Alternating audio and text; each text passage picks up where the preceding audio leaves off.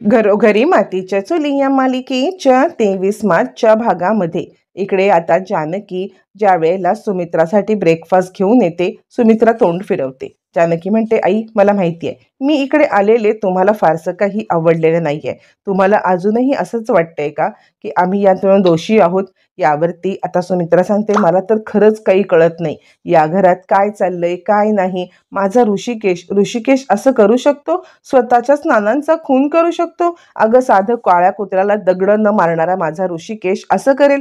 जानकी म्हणते, बघितलं, तुम्हीच तुमच्या प्रश्नाचं उत्तर दिलेलं आहे. तुमच्याच ह्याच्यामध्ये तुम्हाला प्रश्नाचं उत्तर सापडलंय. ऋषिकेश साधं कुणाला जर दुखवू शकत नाही तर तो नानांना कसं मारू शकतो? यावरती सुमित्राच्या तोंडावरती हात ठेवत ती म्हणते, तुम्ही विश्वास ठेवा, तुमचं कुंकू बळकट आहे, नाना जिवंत आहेत आणि काहीही झालं तरी मी तुमच्याकडे नानांना घेऊन आल्याशिवाय गप्प बसणार नाहीये.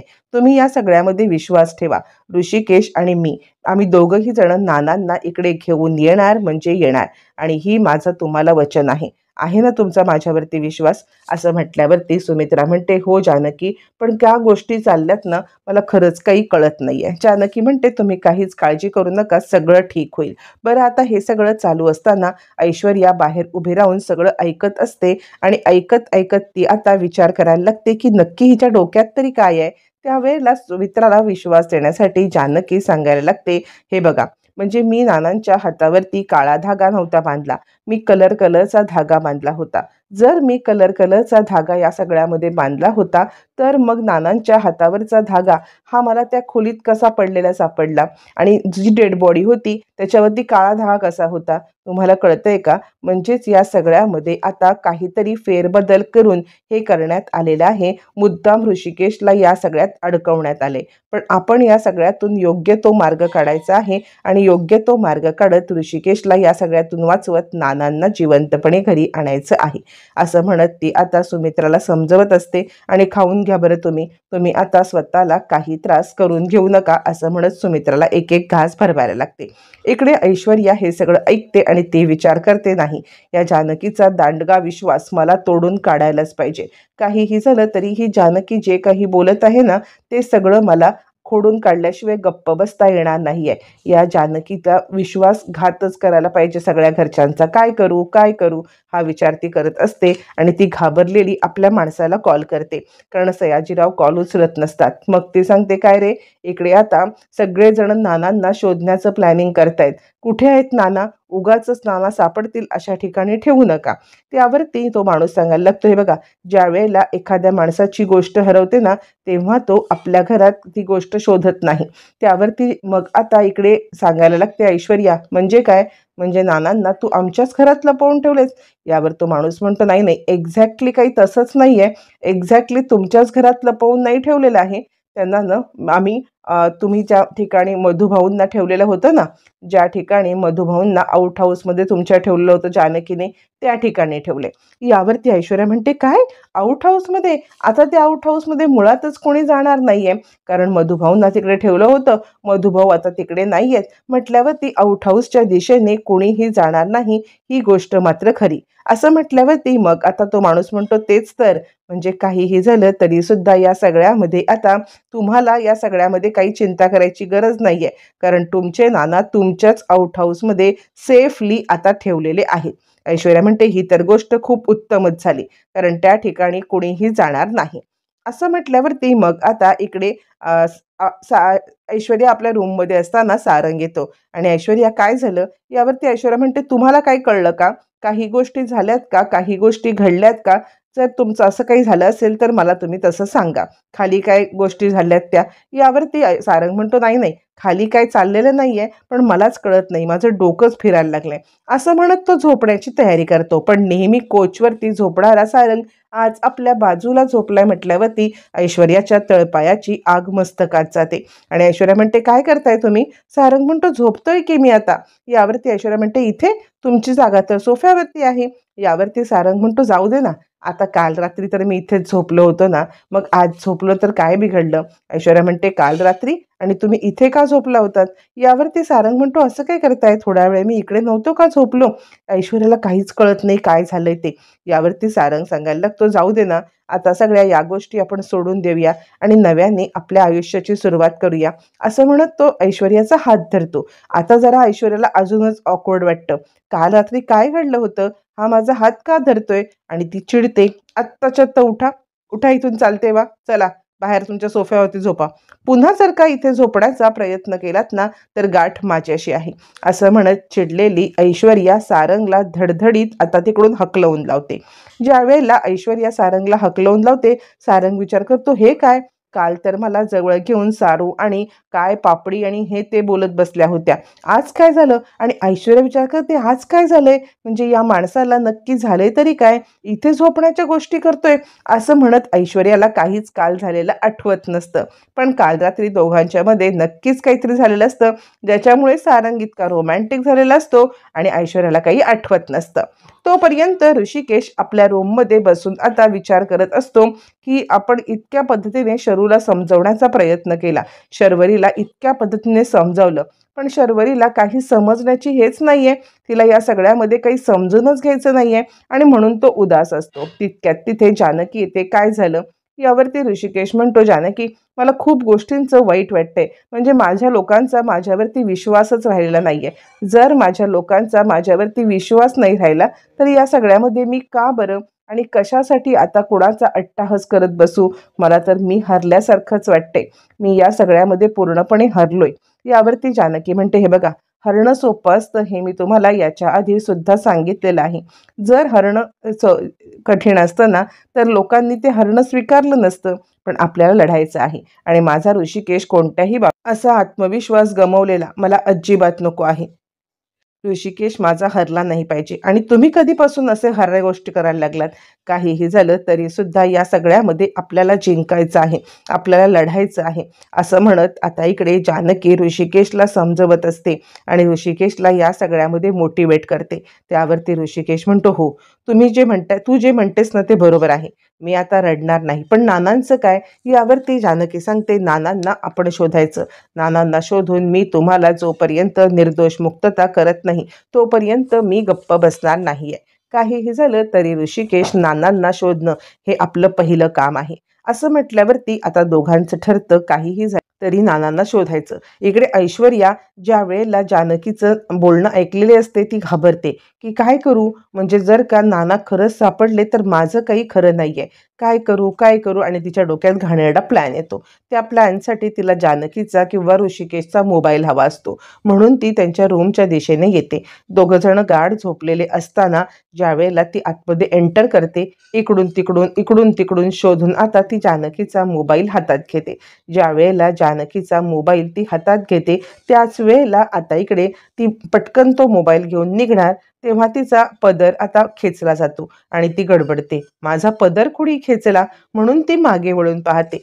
पाहते तर काय, तिकडे जानकी झोपलेली नसते, ती जागी असते. आणि काय ऐश्वर्या, काय लपाछपी करण्यासाठी माझ्या रूममध्ये तू आली होतीस? असं म्हटल्यावर ती ऐश्वर्या गडबडते. ऐश्वर्या म्हणते, काही नाही, माझ्या हातात काही नाहीये. यावरती मग आता सांगायला लागते, जानकी, तुझ्या हातात काही नाहीये. तुझ्या हातात ज्या गोष्टी आहेत त्या गोष्टी आम्ही पाहिलेल्या आहेत. आत्ताच्या आत्ता दे. माझा मोबाईल तू घेतलेला आहेस ना, माझा मोबाईल तुझ्या हातामध्ये असण्याची काही गरज नाहीये.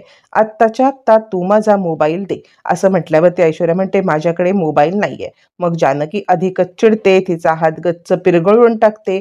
पिरगळलेल्या हाताने तिला सांगते, हे बघ, आत्तापर्यंत तू ज्या कुरघोड्या केल्यास ना त्या कुरघोड्या तुझ्या अंगाशी आल्या नसतील, पण याच्यापुढे जे काही करण्याचा प्रयत्न करशील ते जरा जपून कर, कारण ही जानकी सावध झालेली आहे.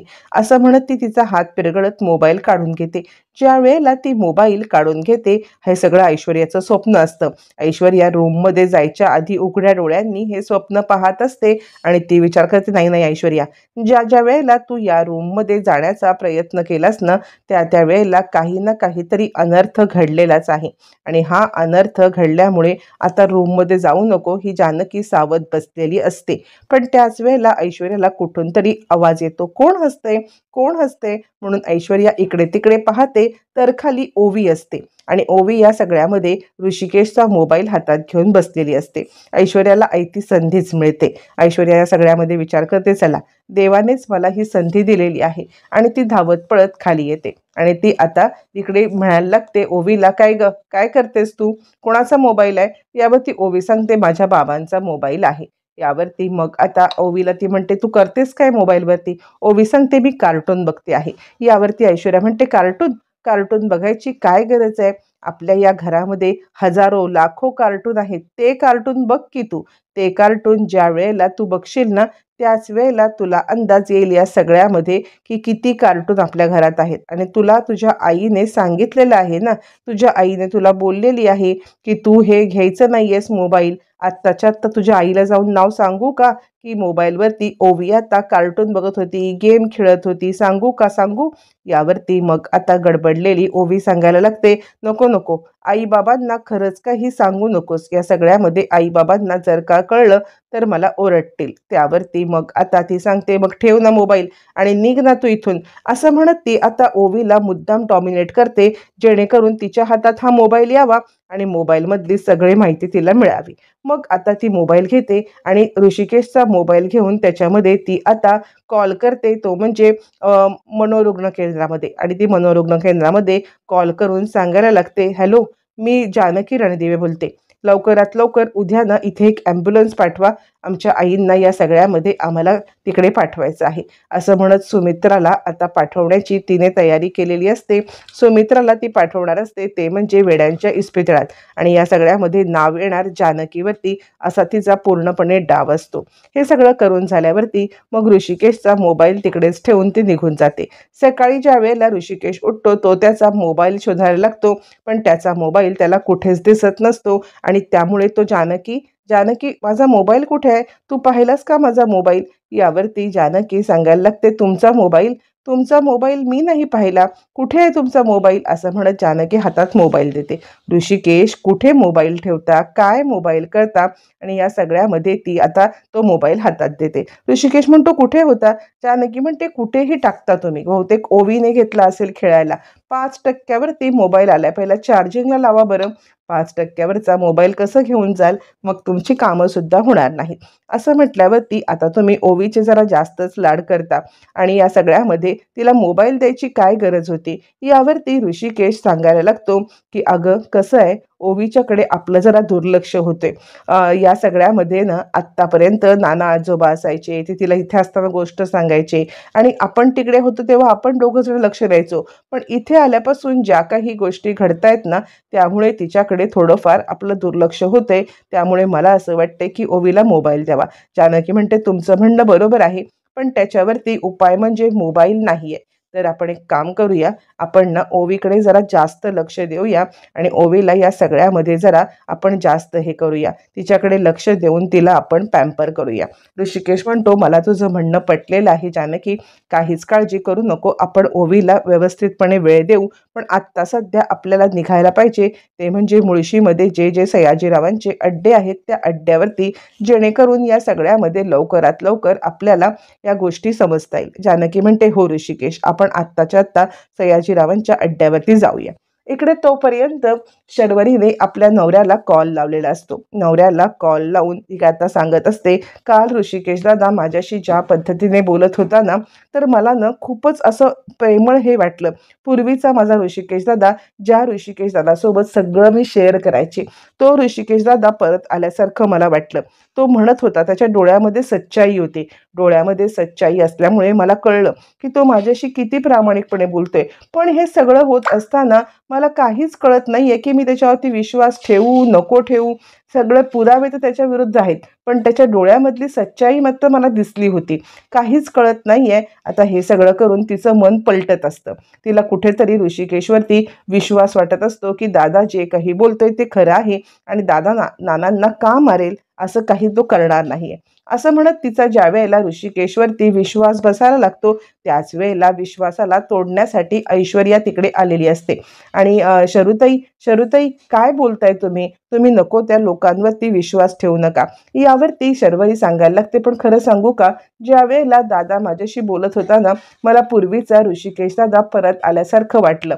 यावरती शर्वरी म्हणते, तुम्ही भोळे आहात. इकडे ऐश्वर्या सांगते, तुम्ही खूप भोळे आहात. तुम्हाला कळत नाहीये की तुमचा वापर करून आता या सगळ्यामध्ये त्यांनी एक एक करत सगळ्या माणसांना आपल्या बाजूने वळवले.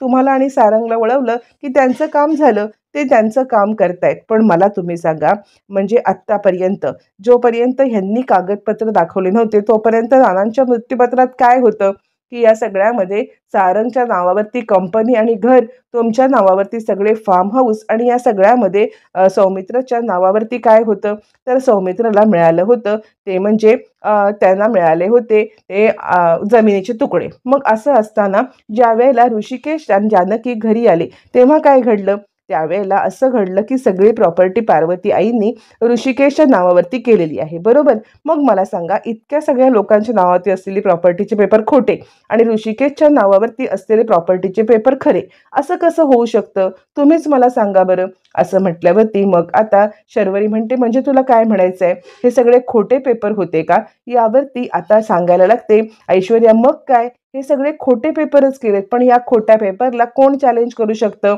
नाना आणि आईच ना. मग नानांना मारून टाकलं, मग राहिलं कोण, आई. मग आईंना वेडं करून टाकलं की राहिलं कोण, कोणीच नाही. मग या पेपरला चॅलेंज करण्यासाठी त्यांच्याकडे जर का कोणीच राहिलेलं नसणार आहे, तर या सगळ्यामध्ये या पेपरला चॅलेंज करताच येणार नाहीये. म्हणून आईंना वेडं बनवून त्यांना आता या सगळ्यामध्ये पांघरुणात ठेवून त्यांनी हे सगळं करण्याचा प्लॅन केलाय. तुम्हाला कळतंय का, तुम्हाला या सगळ्यामध्ये आता त्या गोड गोड बोलून घेणार, कारण तुम्ही एकमेव आहात ना जे आईच्या बाजूने आहात, आईला सांभाळण्याचा प्रयत्न करताय. मग यांनी सगळं नाटक केलंय आणि तुम्हाला याच्यामध्ये अडकवलंय, आणि तुम्हाला अडकवून त्यांनी हे सगळं केलेलं आहे. त्यामुळे जर ह्या पेपरला चॅलेंज करायचं असेल तर फक्त आणि फक्त आईला तुम्हाला हे करायला पाहिजे, आईंना समजवायला पाहिजे की हे सगळं किती थोटांड चाललेलं आहे आणि यांची कारस्थानं काय चाललीत. ही ज्या वेळेला तुम्ही आईंना सांगाल ना, त्याच वेळेला सगळ्या गोष्टी उलगडतील. तुम्हाला कळतंय का शरूवंश, तुम्ही आईंशी बोलून घ्या. आईंशी बोलून तुम्ही या सगळ्यामध्ये आता ठरवा काय करायचं ते. असं म्हटल्यावरती शर्वरी म्हणते, हो, मला तुझं म्हणणं पूर्णपणे पटलेलं आहे. तू जे काही म्हणतेस ना, मी आईंशी बोलून घेते. म्हणजे खरंच हे पेपरचं खोटं कारस्थान रचलेलं असेल तर या सगळ्यामध्ये मला आवाज उठवलाच पाहिजे. शर्वरी जी आता लाईनीवरती चाललेली असते, जी आता ऋषिकेशवरती विश्वास ठेवायला लागलेली असते, ती शर्वरी पुन्हा एकदा ऐश्वर्याच्या बोलण्यात येते का, तर प्रॉपर्टीचे पेपर फक्त ऋषिकेशच्या नावावरती आहेत. म्हणजे ऐश्वर्याने तयार केलेले पेपर खरे आणि जे पेपर जानकी दाखवत आहे ते खोटे. मग हे खोटे आणि खरं कोण ठरवणार, तर नाना आणि आई. चॅलेंज कोण करणार, तर नाना आणि आई. मग त्या दोघांना गायब करणं हे ऋषिकेशचं काम आहे, असं ऐश्वर्या सांगते आणि शर्वरी पेटून उठते. बरं, आता हे दोघं जण सयाजीरावांचे मुळशीमधले जे जे अड्डे आहेत त्या अड्ड्यावरती निघालेले असतात, जेणेकरून त्या अड्ड्याच्या दिशेने त्यांना काहीतरी माहिती मिळेल. म्हणून दोघं जण ज्या वेळेला अड्ड्याच्या दिशेने निघतात, दार उघडणार, तितक्यात तिथे सौमित्र येतो आणि रागारागात दार उघडतो. सौमित्रने दार उघडल्यावरती तो म्हणतो, केलंत ना मला परक, तुम्ही दोघं जण कुठे चाललात, काय चाललात, मला सांगायची तुम्हाला गरज नाही ना वाटली. तुम्ही दोघांनी लपून छपून माझ्यापासून हे सगळं करताय ना. आत्ता तुम्ही सयाजीरावांच्या अड्ड्यावरती निघालात, पण माझ्यापासून गोष्टी लपवताय का, माझ्यावरती तुम्हाला विश्वास नाहीये का. जानकी म्हणते, असं काय करताय, तुमच्यावरती विश्वास नाही असं कोण बोललं, आमचा तुमच्यावरती पूर्णपणे विश्वास आहे. तुम्ही या सगळ्यामध्ये असा विचार करू नका. यावरती सौमित्र म्हणतो, मग का, मला सांगण्याची तुम्हाला का गरज वाटली नाही, तुम्ही मला का सांगितलं नाहीत. म्हणजे तुम्हाला सुद्धा या सगळ्यामध्ये मी परका वाटतोय ना, मी तुमची मदत करू शकणार नाही असं वाटतंय का, माझा तुमच्यावरती विश्वास नाही असं वाटतंय का. यावर ऋषिकेश म्हणतो, हे बघ, असं नाहीये. तू नामचित वकील आहेस. एक नावाजलेल्या वकिलाला या केसमध्ये गोवणं मला पटत नाहीये. माझ्यावरती मुळातच आता खुन्याचा टॅग लागलेला आहे. त्यामुळे मी या सगळ्यामध्ये काहीही केलं तरी अजून काही फरक पडणार नाहीये स्वतःला निर्दोष सिद्ध करण्यासाठी. पण तू तू एक नामांकित वकील आहेस. तुझ्या कोणत्याही कोटावरती एक डाग नाहीये आणि या सगळ्या केसमध्ये पडून तुझ्या कोटावरती डाग पडावा अशी माझी बिलकुल इच्छा नाहीये, आणि म्हणून फक्त तुला मी या सगळ्या केसपासून लांब ठेवतोय. काहीही झालं तरी तुझ्या वकिलीवरती, तुझ्या करिअरवरती कोणत्याही प्रकारचा डाग नको, बस माझं इतकंच म्हणणं आहे, बाकी काही नाहीये. यावरती मग आता सौमित्र सांगायला लागतो, एकीकडे तू म्हणतोस की मी नामांकित वकील आहे, मग हा नामांकित वकील काय करू शकतो हे एकदा बघ तरी. मी कशा प्रकारे या सगळ्या केसला आता पूर्णपणे कलाटणी देतो, हे माझ्यावरती विश्वास तर ठेव तू. एकदा विश्वास ठेवून बघ मी या सगळ्यामध्ये काय करतोय ते. आणि वहिनी, तू नको येऊस, मी आणि दादा जातोय, तू घरी राहा बरं. आईची काळजी घेण्यासाठी सुद्धा आता कोणीतरी पाहिजे ना, तर तू एक काम कर, तू घरी राहा. मी आणि दादा सयाजीरावांचे सगळे अड्डे पिंजून काढतो आणि मग आता तुला कळवतो. जानकी म्हणते, ठीक आहे, तुम्ही जर का म्हणताय तर मी नाही येत, पण तुम्ही दोघांनी स्वतःची काळजी घ्या आणि काळजी घेऊन जे काही तिकडे घडतंय ते मला कळवा. मग हे दोघं जण निघून जातात. त्याच वेळेला ओवी बाहेर येते आणि बाबा कुठे गेले? बाबा तर मला या सगळ्यामध्ये सोडणार होते ना, ऑफिसला जायच्या आधी मला स्कूलला. मग बाबा कुठे गेले? त्यावरती जानकी म्हणते, तू काहीच काळजी करू नकोस, मी आहे ना, मी तुला स्कूलमध्ये सोडते. मग जानकी ओवीला घेऊन आता स्कूलमध्ये निघून जाते. जेव्हा जानकी ओवीला घेऊन जाते, सुमित्रा इकडे देवखोलीमध्ये प्रार्थना करत असते की जानकी जे काही बोलली ते लवकरात लवकर खरं होऊ दे आणि नाना लवकरात लवकर घरी येऊ दे. म्हणून आता सुमित्रा देवाकडे धावा करत असते. त्याच वेळेला इकडे ऐश्वर्या नानांची खुर्ची घेऊन विचार करते, काहीही झालं तरी जर का नाना परत आले तर या सगळ्यामध्ये माझं काही खरं नाहीये. मला या सगळ्यामध्ये आता विचार करायलाच पाहिजे आणि हिला पहिलं इस्पितळात पाठवलं पाहिजे. मग आता इकडे इस्पितळाची लोकं आलेली असतात आणि त्याच वेळेला सुमित्राला गाडीमध्ये घेऊन जात असतात. सुमित्रा सांगते, मला कुठे घेऊन चाललात, मला कुठे घेऊन चाललात? यावरती ती लोक काही ऐकायला मागत नाहीत. चला, आत्ताच्या आत्ता इथून चला, असं म्हणत ते सुमित्राला घेऊन चाललेले असतात. त्यावरती मग आता इकडे सुमित्राला गाडीत टाकून नेत असताना जानकी घरी येते आणि पाहते तर काय, हे काय चाललंय? खूप मोठा गोंधळ चाललेला असतो. त्यावरती जानकी गाडी थांबवते आणि आई, काही काळजी करू नका, मी कुठेही जाऊ देणार नाही, असं म्हणते. ऐश्वर्या म्हणते, अच्छा, तू जाऊ देणार नाहीस. मग आईंना या सगळ्यामध्ये गाडी घेऊन न्यायला बोलवलंय तरी कुणी? आईंना बोलवण्याचं कारण तरी काय? या सगळ्यामध्ये काहीतरी गडबड आहे. तुम्हाला कुठून फोन आला होता? तुम्हाला कुणी कॉल केला होता? बघू बघू मला, असं म्हणत ऐश्वर्या त्या लोकांकडे मोबाईल मागते. कोणत्या नंबरवरून कॉल आला होता मला दाखवाल का? ते लोक मोबाईल दाखवतात. त्यावरती ती सांगायला लागते, अरे हा तर नंबर ऋषिकेश दादांचा आहे, कुणी तुम्हाला फोन केलेला? यावरती ते म्हणतात, जानकी रणदिवेनी. आता मात्र ऐश्वर्या म्हणते, बघितलं, म्हणजे यांना फोन केला जानकीने ऋषिकेश दादांच्या मोबाईलवरून. मग हे सगळं असताना आता ह्या नाटक का करतायत आईंना वाचवण्याचं? म्हणजे काहीतरी नाटक आहे ना. लगेच मोबाईल घेऊन आता दोघं जण पाहायला लागतात, बघा बघा ऋषिकेश दादाचा नंबर, बघा बघा ऋषिकेश दादाचा नंबर, असं म्हणत जानकीवरती आरोप केला जातो. आता सुमित्रा पण या सगळ्यामध्ये विश्वास ठेवणार का, की जानकीच मला आता वेड्यांच्या इस्पितळात पाठवत होती, की सुमित्रा शहाणी होऊन जानकीच्या बाजूने उभी राहणार? हे येणाऱ्या भागातच कळणार.